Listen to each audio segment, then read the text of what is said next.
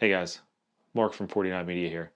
We're going to be doing our first review with the Nikon Z6 III.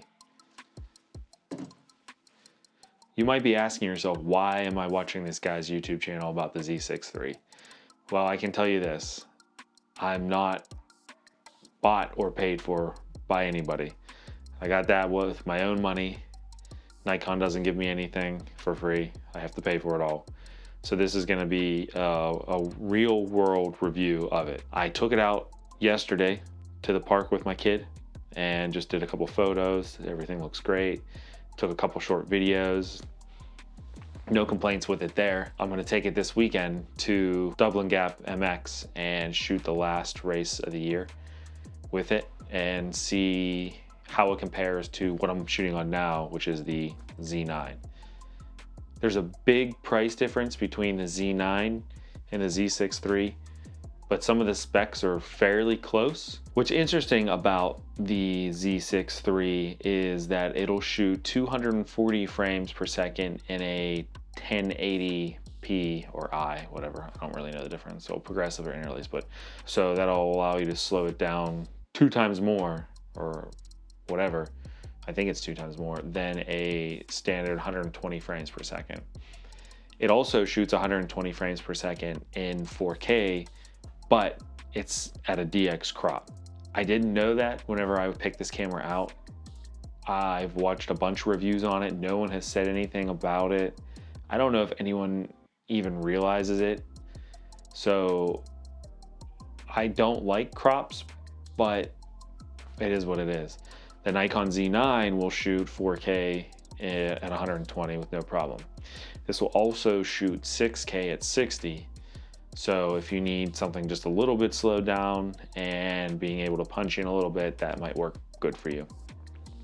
As far as the photo specs, I really didn't look into the frames per second or anything like that because basically any stills camera today is, you're gonna be fine. I think it does 10 or 20, between 10 and 20 frames per second with a shutter, and then with the electronic shutter, it might do 120 frames a second. It doesn't matter. The thing, like the Z9 will do 20 frames a second raw, and that's great. But then you have a ton of photos to go through, and the file sizes are so large on that it sometimes makes it a little bit more difficult just with storage. With this guy, I believe it's a 24-ish megapixels. I'll put it up here, what it is actually. Not 100% sure what it is. Again, like, I don't really care because 99% of the stuff gets posted on Instagram, and from everything that I've heard and read, that it doesn't matter. As long as it's 1080, you're good to go. But we will be doing a test on that. A couple other reasons why I chose this is it's light. It's super light. I want to put it on my gimbal. The Z9 with the cage and the matte box and everything is kind of at the limit of a gimbal. So this will be nice because then the screen articulates so that you can actually shoot a video like we're doing now, have it pointed at you, and then see yourself. So you can check to make sure you're in focus and your framing is good. Everything feels good. My biggest complaint so far is that the body is a little short and my pinky doesn't have anything to hold on to. That's not a huge deal. You can get a battery grip, which if I was gonna use this full time as like a photography camera, I would, because when you go to shoot verticals without a battery grip, you're all like this. Where if you have a battery grip, you just go like this. So you're not, it doesn't seem like a lot, but when you're doing this the whole time, like it's a pain. I shot the Z6 III with the 85 1.2 at 1.2 with my kid at the park, and it seemed to do fine with the autofocus. It's probably not as snappy as a Z9 is, but it's also half the price, if not more.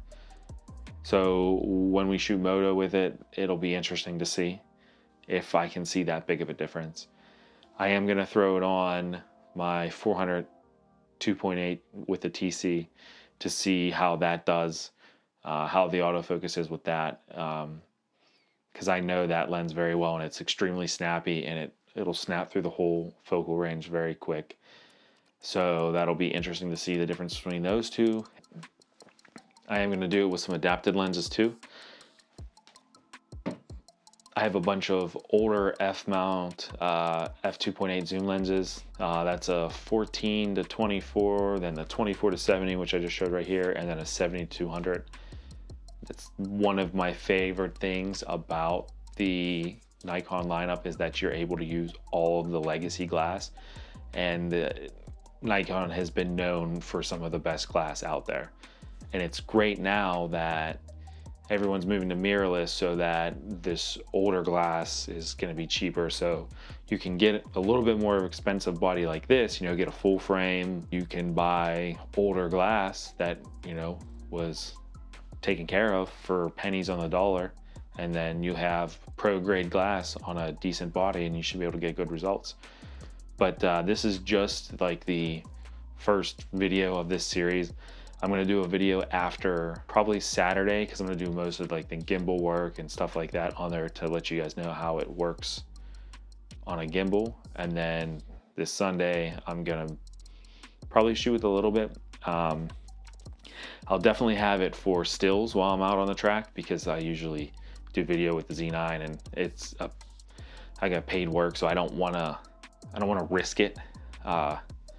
I'm sure it'll be fine, but that's not something you should do. You should never take a new camera, like a camera system, and go shoot paid work with it. You should, in my eyes, because what happens if you don't get what you need? So, but yeah, if you're interested in seeing more things like this, if you could hit the like, the subscribe, notifications, whatever you do on the YouTube to help me out.